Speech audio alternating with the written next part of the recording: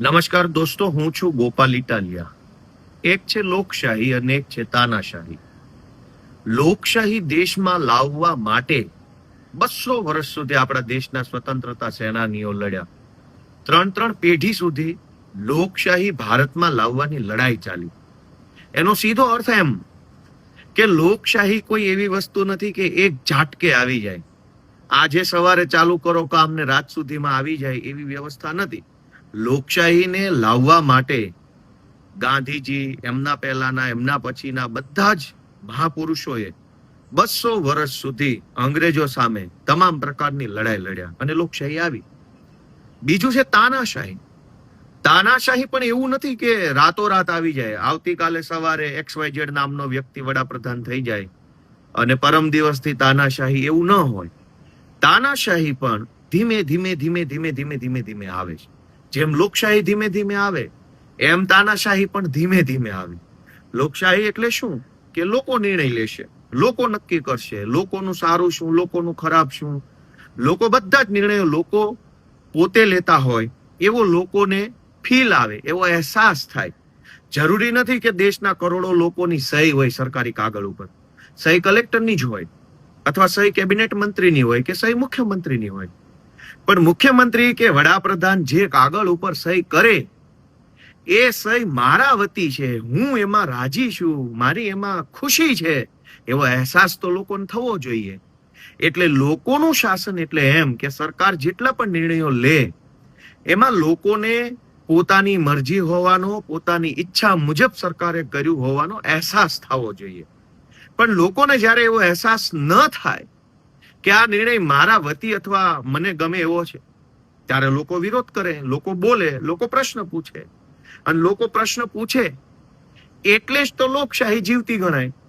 જે દેશોમાં લોકો પ્રશ્નો નથી પૂછતા કે લોકો નથી પ્રશ્ન પૂછી શકતા, એ દેશમાં લોકશાહી નથી. અને જે દેશોમાં લોકો ઈચ્છે ત્યારે પોતાની સરકારને ઈચ્છે એવો પ્રશ્ન પૂછી શકે, એ દેશો લોકશાહી દેશો છે. ભારતના બાળકો છેલ્લા 1 મહિનાથી જંતર મંતર ઉપર વિરોધ કરી રહ્યા છે. શાંતિપૂર્વકનો વિરોધ. કોઈ ઉશ્કેરાટ ભર્યા ભાષણો નહીં, કોઈ ઉશ્કેરાટ ભર્યા સૂત્રો નહીં, કોઈ હિંસા નહીં. 1 મહિનાથી તદ્દન બિન રાજકીય રીતે ભારતના બાળકો સોનમ વાંગચુકજી અને અભિજીત દીપકેના નેતૃત્વમાં પોતાનો અવાજ સરકાર સુધી પહોંચાડવાની કોશિશ કરી રહ્યા છે. એમાં રાજકારણ ક્યાંય નથી. માત્ર એક વ્યાજબી પ્રશ્ન છે કે હજારો પેપર લીક થાય છે, બાળકોનું ભવિષ્ય બગડે છે, આનો જવાબદાર કોણ?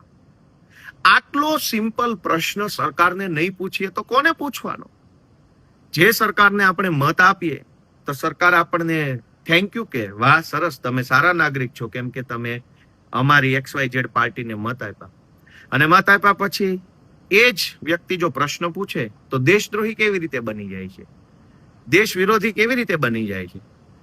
આ કેન્દ્રમાં રહેલી તાનાશાહ સરકારનું એક મનોવૈજ્ઞાનિક જનતા ઉપર તાનાશાહી ભર્યું વલણ છે કે જે માણસ પ્રશ્ન પૂછે બધા જ દેશદ્રોહી. અને પ્રશ્ન કોને પૂછે છે? સરકારને. સરકાર તો અનેક આવી, અનેક ગઈ. તો એવું તો નથી કે દેશ જ સરકાર છે અને સરકાર જ દેશ છે. કેમ કે અહીંયા આપણે ત્યાં દુનિયાના દેશોની જેમ રાષ્ટ્રપતિ શાસન નથી. અહીંયા સરકાર છે જેને લોકો પસંદ કરે. 1 મહિનાથી નીટ, રીનીટ, અલગ અલગ અનેક પેપર લીક. માણસના જીવનમાં ડોક્ટર બનવું એ કેવડું મોટું સપનું હોય છે.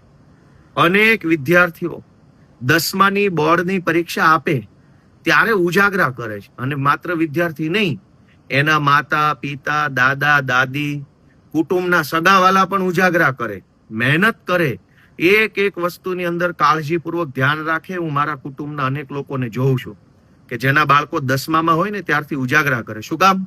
કે 10મામાં સારા ટકા આવે તો 12મામાં સાયન્સની અંદર સારી સ્કૂલોમાં, સારી જગ્યાએ મેડિકલ સાયન્સમાં એડમિશન મળે. હવે મેડિકલ સાયન્સમાં એડમિશન મળ્યા પછી 11મું 12મું 2 વર્ષ સુધી આખો પરિવાર ઉજાગરા કરે. શું કામ?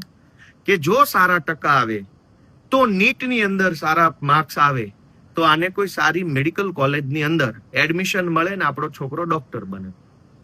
10મું 11મું 12મું નીટ 3-3, 4-4 વર્ષ સુધી માતા પિતા ઉજાગરા કરે, આખો પરિવાર ઉજાગરા કરે એક છોકરાનું સપનું પૂરું કરવા માટે, અને ફટ લઈને પેપર ફૂટી જાય, અને 21 છોકરાઓ પેપર લીકના કારણે અથવા નીટ રીનીટના કારણે આત્મહત્યા કરી ચૂક્યા છે. આપણા દેશના 21 બાળકો, વિદ્યાર્થીઓ આત્મહત્યા કરી જાય, એનો જવાબદાર કોઈ નહીં, કોઈના માથે એનું પાપ નહીં. એ કેવી રીતે ચાલે? નીટની પરીક્ષા અને પેપર લીકની વિરુદ્ધમાં જંતર મંતર પર ઉપવાસ ઉપર બેઠેલા બાળકોએ જ્યારે સરકાર સુધી વાત પહોંચાડવા પાર્લામેન્ટ માર્ચ કરી, એ પણ શાંતિપૂર્વક હતી. એમાં કોઈના હાથમાં તલવાર, ધોકા, લાકડીઓ, તીર, ભાલા, બરછી કંઈ નહોતું. ખાલી હાથે સ્લોગન સાથે મુઠ્ઠી ભીડે લઈ, હાથ હતા મુઠ્ઠી ભીડેલા, સ્લોગન મારતા હતા, ઇન્કલાબ જિંદાબાદના નારા બોલતા. એની ઉપર પેલેટ ગન મારવામાં આવી, પેલું સુયા વાળા દંડાઓ મારવામાં આવ્યા, ધોકા માર્યા. આ તો આપણા દેશના બાળકો છે. આ કોઈ કઈ પાકિસ્તાનના નથી કે આ કોઈ બીજા દેશના નથી. આપણા જ દેશના બાળકો પેપર લીકનો ભોગ બને, આપણા જ દેશના બાળકો આત્મહત્યા કરે, અને આપણા જ દેશના બાળકો આપણા જ દેશની સરકારને પ્રશ્ન પૂછે તો આપણા જ દેશની સરકાર આપણા જ દેશના બાળકોને ધોકા મારે. એ જ તો તાનાશાહી છે. અને આ તાનાશાહીની સામે લડવું એ કોઈ પાર્ટીની નહીં, દેશના એક નાગરિકની જવાબદારી છે. હું ગુજરાતભરના સૌ લોકોને, વડીલોને વિનંતી કરું છું કે આ લડાઈ ભાજપ સામે કે વડાપ્રધાન સામે નહીં, આ લડાઈ તાનાશાહીની સામે છે. તાનાશાહીની સામે નહીં લડીએ તો ધીમે ધીમે આપણે બધા ગુલામી તરફ ફેંકાઈ જશું. અને માત્ર પેપર લીક નહીં, ખરાબ રોડ રસ્તાઓ, યુનિવર્સિટીનું બખડ જંતર તંત્ર, સરકારી દવાખાનાની બખડ જંતર હાલત, પોલીસ સ્ટેશનોમાં ફરિયાદ ન લેવી, હજારો પ્રશ્નો આપણે એનો સામનો કરવો પડશે. એટલે તાનાશાહી સામે લડવા માટે સૌએ આગળ આવવું એ સૌની ફરજ છે. હું સૌને અપીલ કરું છું કે કશું ન કરી શકો તો એક વોટ્સએપ કે ફેસબુકનું સ્ટેટસ તો મૂકો. આ દેશ આપણો છે, કોઈ ભાજપનો કે કોંગ્રેસનો કે કોઈ પાર્ટીનો આ દેશ નથી. દેશ આપણો છે. પાર્ટી તો આજે છે કાલે નહીં હોય, નેતાઓ આજે છે કાલે નહીં હોય, દરેક નેતા મરી જવાના છે. દેશ અને આ સમાજ વ્યવસ્થા અખંડ છે, અમર છે. આ વ્યવસ્થા જળવાઈ રહે, લોકશાહી ટકી રહે, એના માટે એક ફેસબુક ઉપર કે વોટ્સએપ ઉપર કે તમારા સોસાયટીના ગ્રુપમાં સમર્થન કરતી, બાળકોને સમર્થન કરતી પોસ્ટો મૂકો. આટલું બધું ડરીને જીવવાનું શું જીવવાનું? સૌને મારા જય જય ગરવી ગુજરાત.